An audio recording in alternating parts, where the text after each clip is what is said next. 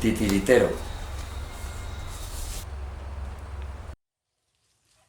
Sobre ese mundo de la rebelión del 71 monté el titiritero.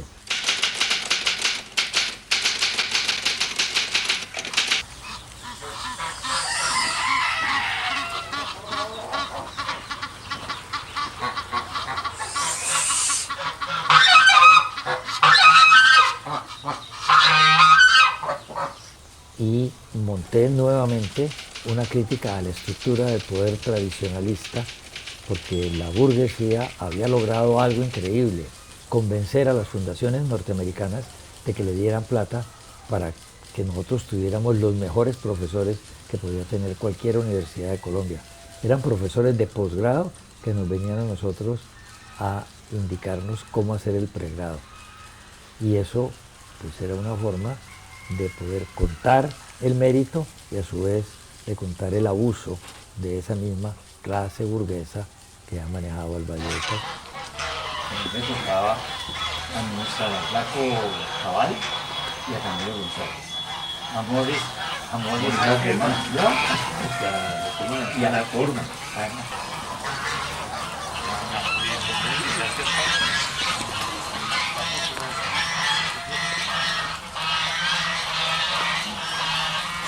Al profesor Malatesta, distinguido y muy respetado docente en la Universidad del Valle, lo conocí cuando quería ser un tirapiedra en la época estudiantil y pues lo vi en una montonera en el INEM.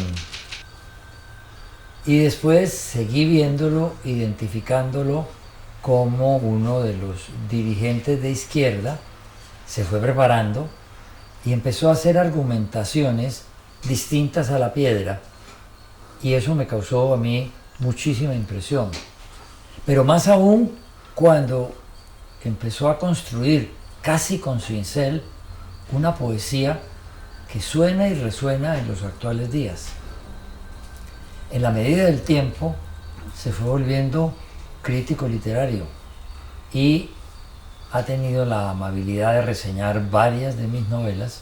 Como en los últimos años fue el rector de la sede de Buga de la Universidad del Valle, pues pudo enterarse de que lo que yo he dicho en mis novelas sobre el centro del Valle no son exageraciones, que eso hace parte de la leyenda popular.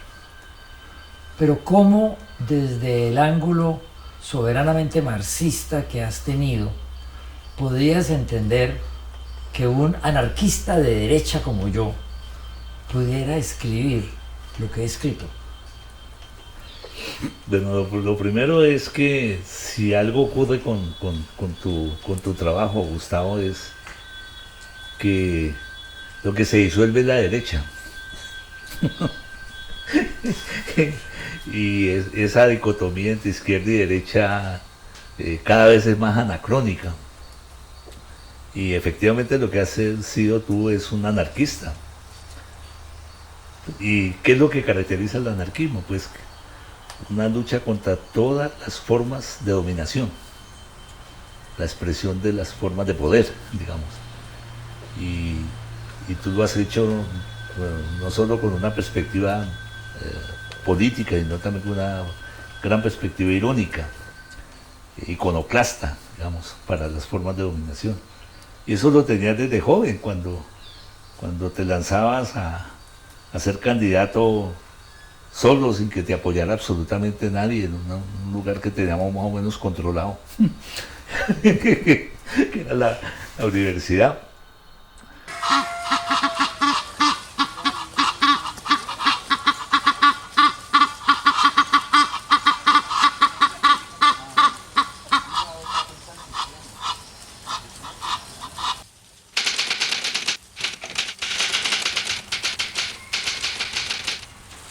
El episodio más traumático que mi generación vivió en Cali fue la rebelión estudiantil de 1971. Yo había sido alumno de la Universidad del Valle hasta agosto de 1970 y me había ido a vivir a Pasto. Y desde Pasto viví a distancia la rebelión de febrero de 1971, con un nexo de contacto. Jalisco, el estudiante que fue acribillado y que sirvió de pretexto para la gran rebelión, era indudablemente era un tulueño, y eso enlazaba con la manera de verlo. Pero bueno, yo sí efectivamente te conozco, Gustavo. Yo estaba en cuarto bachillerato en el INEM y te invitaron a dictar una conferencia que titulaste Cazando Cazadores. Y nos preparamos porque las luchas de los años 70 y 71, esas luchas fueron realmente de los estudiantes de secundaria. El peso, digamos, de la movilización no lo ponía exactamente la universidad. Sí, lo llamada rebelión estudiantil del 71, que es el núcleo del titiritero, fue hecho no por los universitarios, sino por ustedes, los estudiantes. Los estudiantes de bachillerato. Y nos preparamos para evitar que dictara la conferencia. Entonces, te abucheamos, gritamos, todo. Yo no sé de dónde salía tu cinismo, tu descaro. El asunto es que te impusiste y nos tuviste 3 horas sentados oyéndote plenamente. Y es una de las conferencias que yo más recuerdo, maravillosas, ¿no? Le hacías un análisis de la historia de este país. Esa es la primera vez que yo oigo hablar de ti, ¿no? En el ámbito, digamos, de los escritores. Bueno, como decía hace un rato, te habías profesionalizado como tirapiedra, que era el manejo. Más o menos lo que aquí pasó con quien ya estuvo conversando con nosotros, con el ilustre profesor Miguel Yusti, que alguien lo narró cuando él era del ML, creo, no sé, o algo así, antes de ser Trosco. Y él iba con el bulto de piedras, al lado, y empezaba a hablar en público. Y era una profesión de ese momento, porque la piedra era el instrumento, la forma de escribir era con stencil, entonces no había forma de divulgarlo. Lo curioso es que pese a tanto tiempo, todavía, si de algo se resienten los movimientos innovadores, y más aún los movimientos conservadores en el sentido general de la palabra, es porque no han descubierto los trucos de la comunicación. Por razones estrictas se apegan a unas metodologías, o por razones temperamentales son incapaces de asomarse al abismo. En esto hay que aventarse, como me aventé yo a hacer novelas, porque en el caso de Titiritero, su estructura literaria es bien fuera de lo normal. De eso hay un elemento que es clave. Yo creo que le ha sucedido a muchos magos, le ha ocurrido a muchos magos el caer en desgracia con los magos, porque se les ha ocurrido montar el espectáculo mostrando la hechura del truco y luego cómo se manipuló el truco, es decir, revelando las verdades que permanecían ocultas y que hacían que la obra de arte fuera misteriosa, es decir, que tuviera una transescena inconcebible. En el Titiritero tú decides revelar de qué está hecha la novela. Es como mire, esto se escribe así, esto se escribe de esta manera, yo soy un profesor de literatura, no quiero parecerme ni a los semiólogos, ni quiero parecerme a los estructuralistas, y mucho menos acercarme a Joyce, que todavía lo siguen leyendo sin comprenderlo, es más o menos todas esas sátiras que tú echas en el Titiritero, ¿no? Y revelas cómo está hecha la obra, revelas la arquitectura, y eso es muy interesante porque porque en la metáfora de la arquitectura uno podría pues, de alguna manera ejemplificar esto con un visitante que lo llevan y lo conducen a una casa hermosamente hecha y lo pasean de un salón a otro donde hay cuadros, donde hay unas cristalerías y todo eso. Pero ese hombre no sabe de qué tamaño son los cimientos, cómo están los cimientos, cómo fueron los techos, cómo está. El titiritero tiene toda esta estructura, está hecha de todo eso y al mismo tiempo está la vida habitando la estructura, están los acontecimientos ocurriendo en la narración. Y lo que me ha asombrado mucho es, que ahora conversábamos antes de entrar al set, me ha asombrado mucho encontrar cómo evadir la literatura haciendo literatura. Es decir, es caer en cuenta de que hay todavía una presencia en la memoria del lirismo, de la frase que es rimbombantemente formulada para que aparezca como un escritor dueño, digamos, del lenguaje en sí mismo. Y cada vez que se te aparece esa posibilidad de torcer el sí, pescuezo. de torcer el pescuezo y te devolves, para poder que estas señoras puedan hablar como son, para poder que el muerto hable como es, y que cuente y que trabajen no en la idealización de quienes están en la escena, cosa que ocurría mucho en la literatura, no una idealización de los personajes en sí mismos, sino al contrario, unos personajes que todo el tiempo se están criticando y se están desbaratando, digamos, ¿no? Lo que me ha tocado a mí, lo que me ha tocado sufrir, todos estos elementos están en juego. Y me maravilló mucho porque pues esta obra paradójicamente esta obra, el titiritero tenía un auditorio muy directo, que encontraba muy rápidamente una simetría y establecía un diálogo con unas resonancias de la vida cotidiana y doméstica. Y claro, ese auditorio fue muy problemático para la obra. Y le hacía mucho daño a la obra, aunque la obra se escribió para hacerle daño a ese auditorio, ¿no? Es decir... Pero no valoraron el daño más por la reacción que por otra cosa. Sí, claro, claro, entonces, pero en la medida en que pasa el tiempo, es impresionante. Yo tengo la teoría de que la obra de arte es la única que promete la eternidad, que lo que es inexorable entre nosotros es la muerte y que a eso no la podemos evitar, pero que la obra de arte sí la ofrece la eternidad. Es que los auditorios han cambiado y la obra es autónoma. Y entonces ya no es necesario que identifiquemos al rector Ocampo Londoño con Ollano. Ya eso no se necesita. ¿Por qué? Porque está en juego, digamos, unas instituciones, una institucionalidad que perfectamente podría ocurrir aquí en Cafarnaúm, en cualquier otro lado. Y que hace que la obra entonces muestre la armazón, cómo está hecha, cómo está construida. Y la presencia de muchos géneros, ¿no?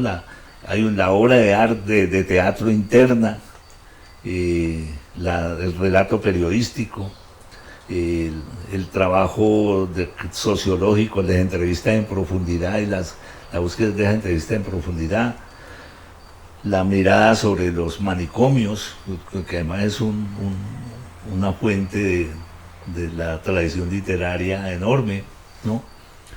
De Ramón Gómez de la Serna, entonces, ¿me entiendes?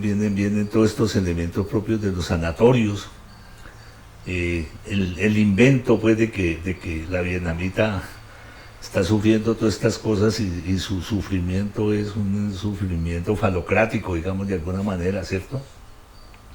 Los dos personajes fundamentales del titiritero, que es sobre la revolución estudiantil de 1971 en Cali, que es el preludio que después sería el estallido social, eran Jalisco, un estudiante que jugaba voleibol y a mí nunca se me olvidaba, primero porque era de Tuluá y segundo porque usaba los tenis aquí, en ese plan. Por eso la carátula que va a tener, que tiene la edición del titiritero en la biblioteca Gardiazabal son esos tenis manejados por un titiritero, porque es muy representativo. Y el personaje femenino era Vicky la vietnamita, porque era una mujer pequeñita y, como la describo como tal, enfrentada a todos estos machos cabríos marxistas que pretendían que ella no podía ser la gran dirigente.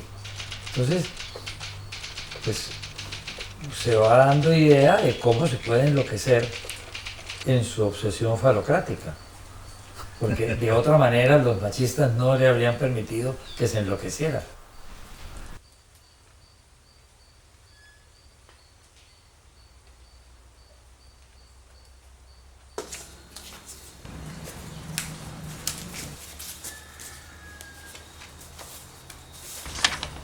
El titiritero. Cuando el doctor Ollano se reunió con Mario F. Césped y escogieron los términos con los cuales se enviaría a la prensa la noticia del nombramiento del decano de Economía, por su mente no debió haber pasado la idea de que estaban firmando su propia condena. Con una precisión de reloj suizo, se guiaron en un todo con los métodos y términos que en ocasiones anteriores habían empleado para casos similares. Escogieron un título normal en el boletín de prensa. Hoy se elige decano de Economía en la Universidad del Valle.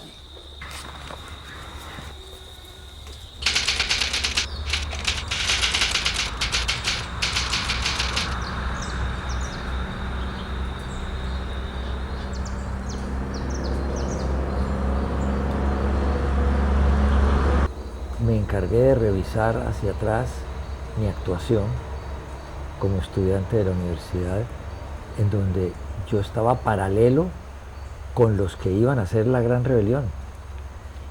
Y como me volví amigo y fui compañero en la Federación de Estudiantes de la universidad, con quienes después iban a hacer la rebelión, entonces yo me encargaba de lo que he hecho siempre, ayudarles a redactar. Y obviamente pues daba simpatía poderles decir en una frase el graffiti que podían escribir en las paredes, porque a ellos no se les ocurría. Bueno, ¿por qué les dio a ustedes por quemarme el libro? ¿Por qué lo hicieron? ¿Qué representaba? No, mira, en ese momento, realmente hay una cosa, tú estás pasando por un momento de orfandad.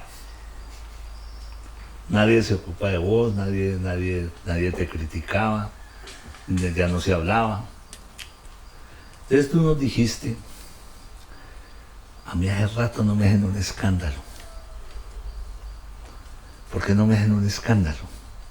Quémeme en el titiritero, ¿no? Y Collazos dijo que sí. Sí. Y entonces nos diste unos libros y nosotros pasaron los días y nosotros a la final vendimos libros en Santa Rosa.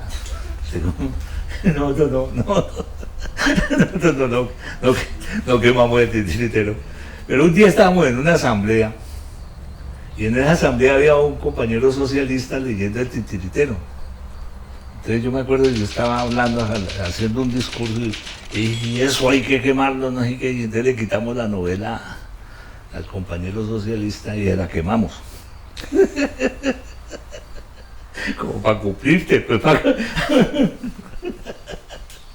Fruto del entusiasmo de una asamblea popular. Es el marxismo, sí, no, porque si algo nos caracterizaba a nosotros era que de alguna manera teníamos mucha simpatía por vos por los escándalos internos que hacías, digamos, y porque eran memorables tus clases.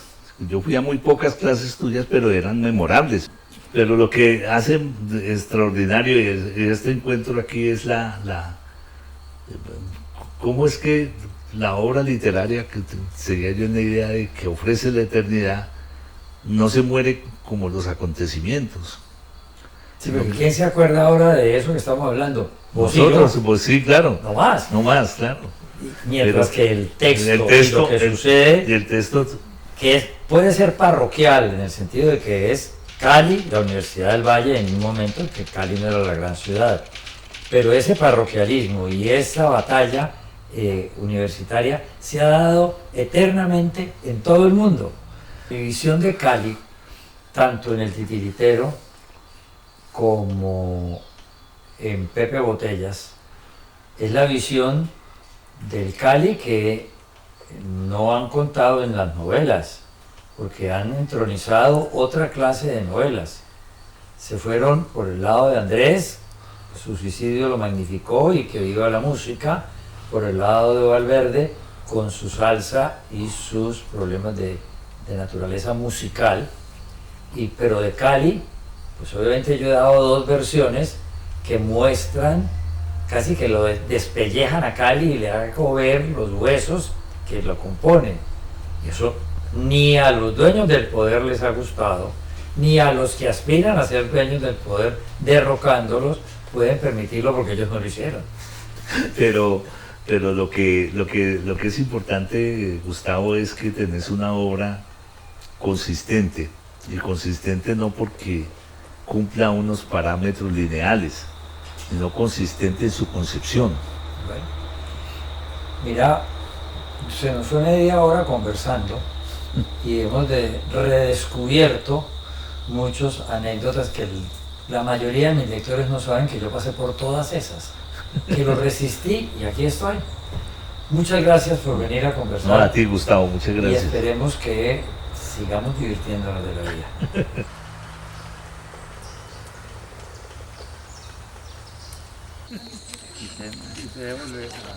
Sí, entonces se nos quedó por fuera lo de la historia de Maita, que pareja eso.